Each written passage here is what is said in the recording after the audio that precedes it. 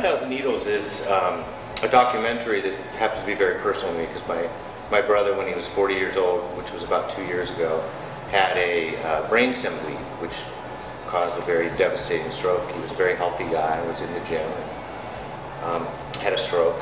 And I guess what prompted the film was during the process of trying to really save his life and then also get him the therapy he would need to recover from such an injury, we ran into the same problems most families run into in America, which is dealing with insurance companies and what they will and won't cover.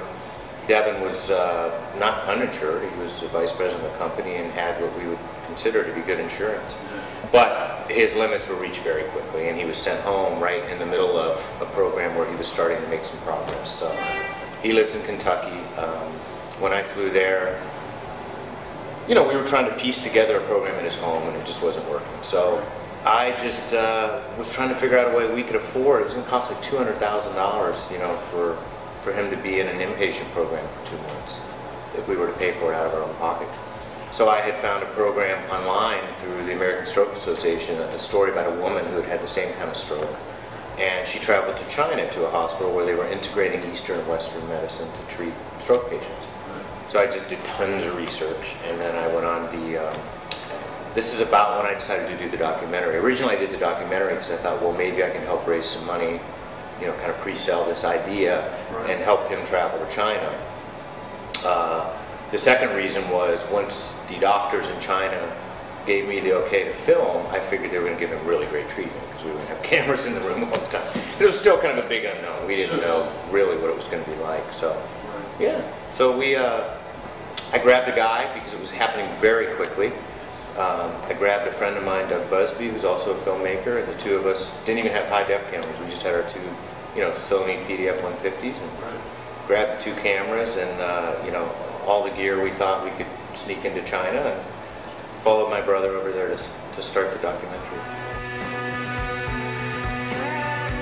People, the first thing I found in China is people were very compassionate and helpful. So they were really helping us out. Once we got there, we realized that the hospital kind of gave us permission to film, but not really officially. So we couldn't set up lights, and we couldn't have a sound guy.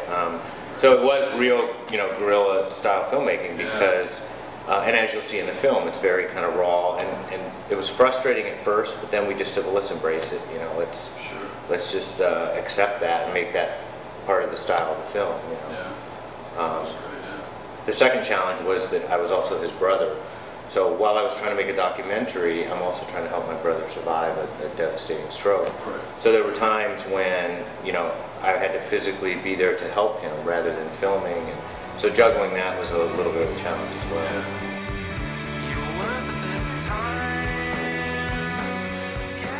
You know, we went back and forth about how much to delve into the insurance. I would say that Michael Moore kind of helped me because he had such a specific film about it that I think we were able to touch on the issues without diving into them too deeply because people now were familiar with them. And it's also been a very big, you know, topic these days. Yes. So, and the other side of that point is that my brother and I couldn't be further apart on our political views. So, you know what I wanted to do? I kind of thought, here's this guy who lives in Central City, Kentucky, the Bible Belt of America. And I felt like, just my own personal opinion was if I could show his story, and if people could relate to him on a personal level and in a sense kind of fall in love with him and his family, then they might be even more outraged about insurance because this could be them or their sister or their brother or their mom or dad. So the issue was to touch on it and then move on to like the solution. And the absurdity of this film is the solution is he had to go all the way to China.